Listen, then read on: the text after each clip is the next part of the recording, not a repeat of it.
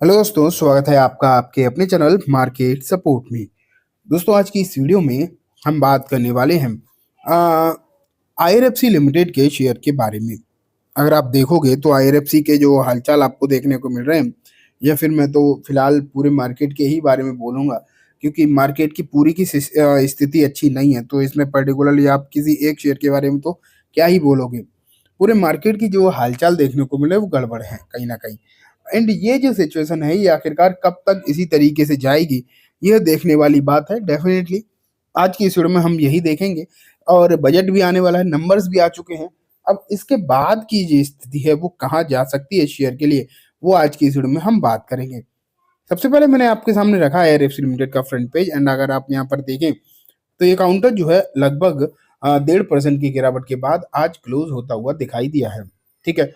And एक चीज और है कि ये जो गिरावट आज रही, मार्केट जब खुला था तब इतनी खराब स्थिति नहीं थी। ये तो आपको भी पता होगा कि फ्लैट खुला था मार्केट, लेकिन ये शेयर या फिर मार्केट थोड़ी देर बाद बहुत तेजी से नीचे आया। एंड ये भी लगभग 3.5% तक गिरा, 3.5 या 3.25% तक। निचले स्तर से अगर हम देखें, जो लास्ट में मार्केट में रिकवरी हुई है, उस रिकवरी में इसने भी पार्टिसिपेट किया। एंड 2.5% के आसपास की रिकवरी भी यहाँ पर देखने को मिली। तो कह सकते हो रोलर कोस्टर वाला हालात देखने को मिल रहे हैं। अभी रिसेंटली इसके नंबर भी निकल कर आए। नंबर्स की अगर हम बात करें तो फ्लैट देखने को मिले। यहाँ भी नंबर जो है फ्लैट ही थे, कोई बहुत अच्छी चीज देखने को नहीं मिली। लेकिन अब जो मेन ट्रिगर है इसके लिए अगर आप देखो तो वो दिखाई देता है आपको यूनियन बजट 25। यूनियन बजट जो आपको अब देखने को मिलेगा 2025 वाला, तो उसमें क्या रहेगा, उसमें किस तरीके की चीजें रेलवे के लिए देखने को मिलेंगी, ये एक अपने आप में बड़ा सवाल बना हुआ है। और उसके तहत बहुत सारी चीजें भी सामने आ रही हैं। मैं उन पर चलूंगा, लेकिन उससे पहले देखें, एक महीने में 5% शेयर डाउन है, 6 महीने में 31%, एक साल में अगर हम देखें तो लगभग 13-14% आपको ये काउंटर नीचे जाता हुआ देखने को मिला है। ये स्थिति यहाँ पर नजर जरूर आई है। ठीक है। अब जो है मैं आपको लेकर चलता हूँ कुछ रिपोर्ट्स के ऊपर, उसके बाद हम और भी चीजें देखेंगे। सबसे पहले ये रिपोर्ट देखो आप यहाँ पर। एंड यहाँ क्या है, union budget 2025 railway defence stock in focus, ये आर की एक्सपेक्टेशन। तो यहाँ अगर आप देखो तो अभी रिसेंटली शेयर्स में हालचाल तो खराब हुए हैं, लेकिन ये देखो यहाँ पर एक्सपेक्टेशन जो है मार्केट क्या लगा रहा है बजट से, ये एक इम्पोर्टेंट सवाल जो है बनकर आता है। ठीक है। सबसे इम्पोर्टेंट चीज है वंदे भारत स्लीपर ट्रेन। वंदे भारत की जो स्लीपर ट्रेन की बातें जो निकल कर आ रही है, ये कितनी चलती है नहीं चलती, ये अपने आप में एक सवाल है।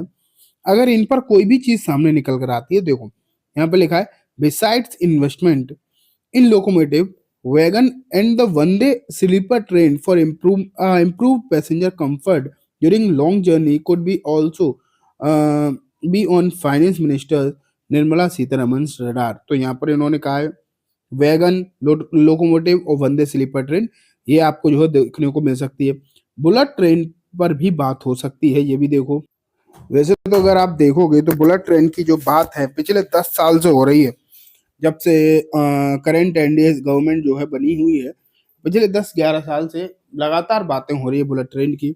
आपको पता होगा 2014 के इलेक्शन मैनिफेस्टो में बीजेपी के में ये बात थी बुलेट ट्रेन, लेकिन अभी तक ये काम हो नहीं पाया है। हर बार डेट्स को आगे टाला जाता है, लेकिन बातें होती हैं तो बड़ी फैसिनेटिंग लगती हैं, ये तो हम सब जानते हैं। इसके हिसाब से चीजें भी बदलती हैं।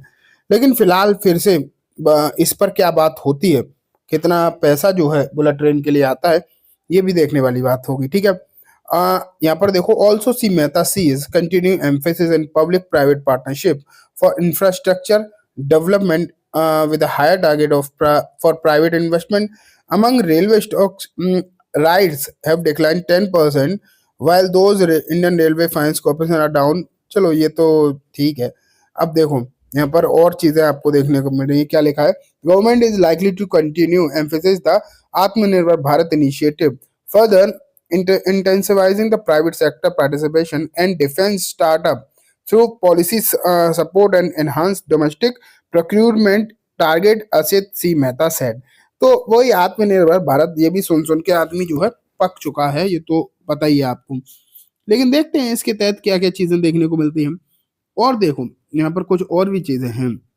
हुँ, ये सब चीज़ें आपको देखने को मिल रही हैं। अगर आप चाहो तो वीडियो को पॉज़ करके भी पढ़ सकते हो, ठीक है? रेलवे के लिए अगर हम देखें फ़िलहाल जो है वो मेट्रो नहीं, वंदे भारत पर जो है बात हो सकती है। कल एक खबर निकल कर आई थी कि 400 नई वंदे भारत ट्रेन्स के लिए बजट में कुछ अनाउंसमेंट जो है होता हुआ दिखाई दे सकता है, ठीक है? साथ में बुलेट ट्रेन की भी जो बातें हो सकती हैं एंड सबसे मोस्ट इम्पोर्टेंट बात है सेफ्टी। ट्रेन सेफ्टी को लेकर कवच जो टेक्नोलॉजी है उसके तहत चीजें सामने आ सकती हैं एंड कवच टेक्नोलॉजी अगर आपको देखने को मिलती है, ये भी आप मानो, कवच से रिलेटेड अगर बातें निकल कर आती हैं तो कवच से रिलेटेड शेयर्स पर उसका फर्क पड़ेगा। एक अगर मैं आपको शेयर्स दिखाऊं, करनेक्स करके एक कंपनी है, करनेक्स माइक्रो। अगर आप इसे देखोगे तो इसका जो मेन काम है ना वो कवच मैन्युफैक्चरिंग पे ही है। ये कंपनी बजट से पहले बहुत तेजी से चलती है। अगर बजट में भी कवच फैसिलिटी को लेकर, कवच टेक्नोलॉजी को लेकर कुछ बात होती है तो ये कंपनी भी चल सकती है। साथ में आईआरएफसी हो गया, रेलवे इंफ्रास्ट्रक्चर डेवलपमेंट पर जो भी पैसा अलॉट किया जाएगा उसमें मोस्ट ऑफ द हिस्सेदारी अगर आप देखोगे तो आईआरएफसी की रहेगी। आईआरएफसी वो पैसा जुटाएगा तो उसका फायदा आईआरएफसी को तो हो ही सकता है। लेकिन अगर कोई नए इंफ्रास्ट्रक्चरल डेवलपमेंट देखने को मिले या फिर अनाउंसमेंट देखने को मिले तो कहीं ना कहीं आपको आरवीएनएल पर भी असर जो है इसका पड़ता हुआ नजर आएगा। तो चाहे वो आईआरएफसी हो या फिर आरवीएनएल, रेलवे डिपार्टमेंट की जितनी भी कंपनीज हैं, जितनी भी शेयर्स हैं, इन पर विशेष रूप से नजर बजट को लेकर रखनी चाहिए। करंट में जो Q3 के नंबर निकल कर आए आईआरएफसी के, वो ठीक थे, ओके नंबर थे, उसमें कोई दिक्कत नहीं है। अर्निंग जो है डाउन नहीं थी। इम्पोर्टेंट बात ये है, क्योंकि अगर अर्निंग डाउन होती तो उसका नेगेटिव इम्पैक्ट जो है पड़ सकता था, लेकिन ऐसा कुछ भी नहीं था। अर्निंग ठीक ठाक आपको देखने को मिल रही थी एंड जब अर्निंग ठीक थी तो कहीं ना कहीं आगे भी स्थिति ठीक ही देखने को मिलेगी।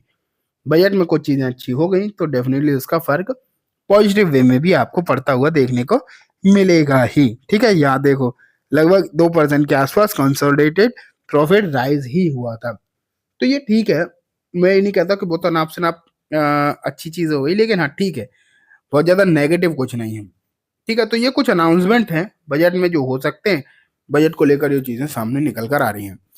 अब अगर इनमें से जो उम्मीदें हैं वो अगर मीट हो गई तो भी ठीक है, अगर इससे ज्यादा मिल गया तो और अच्छी बात है।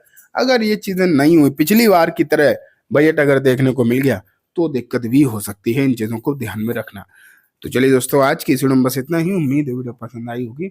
वीडियो अच्छी लगी हो तो इसे लाइक करना, चैनल को भी जरूर सब्सक्राइब करना, जाते जाते बेल आइकन भी दबाना, जिससे कि जब भी मैं कोई नई वीडियो डालूं आपके पास नोटिफिकेशन सबसे पहले आ जाए। एंड दोस्तों, ये वीडियो सिर्फ और सिर्फ एजुकेशन एंड इन्फॉर्मेशन पर्पज से है, तो इसे किसी भी तरीके की बाइंग सेलिंग की रिकमेंडेशन के तौर पर बिल्कुल भी ना देखें। Thank you.